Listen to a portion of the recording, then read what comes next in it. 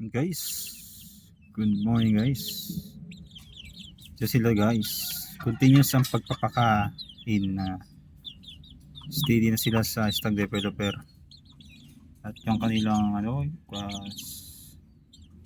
pa rin maintain na ang potency powder vitamins nila para iwas sakit. Yan guys.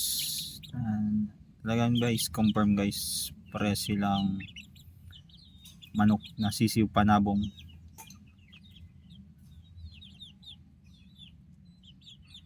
Talagang kuha nila yung kulay ng kanilang tatay na broodcock, sinibalang. Yan guys, ang laki oh. Ang laki nito guys oh. Ang laki niyan kaysa doon sa isa babata niyang kapatid. Pero talaga guys, pagka simula ka mag-alaga guys, bantay mo yung pakain nila, vitamins,